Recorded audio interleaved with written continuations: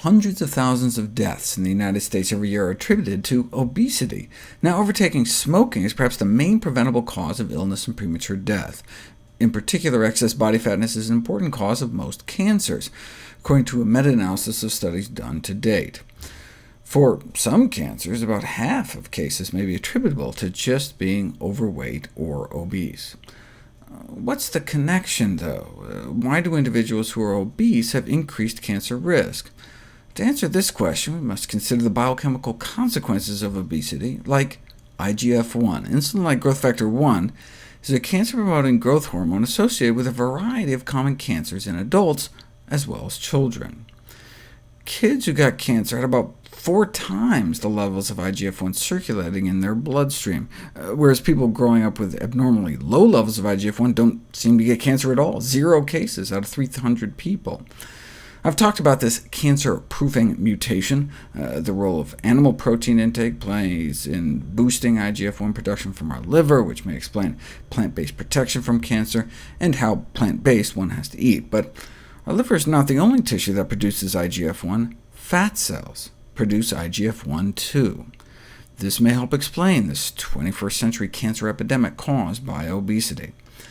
So, of course, drug companies have come up with a variety of IGF-1 blocking chemo agents, with cute names like figatumumab, but with not-so-cute side effects, such as early fatal toxicities.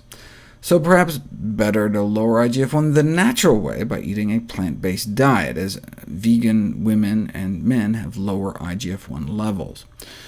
Maybe, though, it's just because they're so skinny. The only dietary group that comes close to the recommended BMI of 21 to 23 were those eating strictly plant-based diets. So maybe it's the weight loss that did it. Maybe we can eat whatever we want as long as we're skinny enough. To put that to the test, we'd have to find a group of people that eat meat but are still as slim as vegans, long-distance endurance runners, running an average of 48 miles a week for 21 years. If you run 50,000 miles, you too can maintain a BMI of even a raw vegan. So what did they find?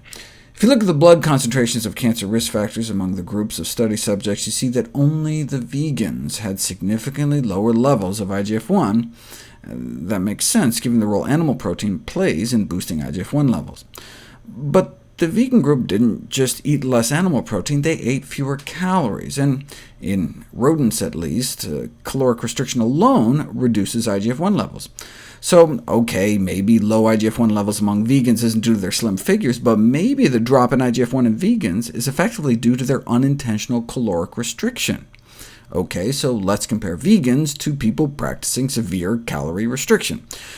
They recruited vegans from the St. Louis Vegetarian Society and went to the Calorie Restriction Society to find folks practicing severe calorie restriction. What did they find? Only the vegan group got a significant drop in IGF-1.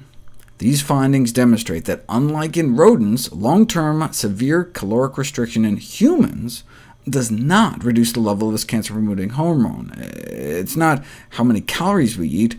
Protein intake may be the key determinant of circulating IGF-1 levels in humans, and so reduced protein intake may become an important component of anti-cancer and anti-aging dietary interventions.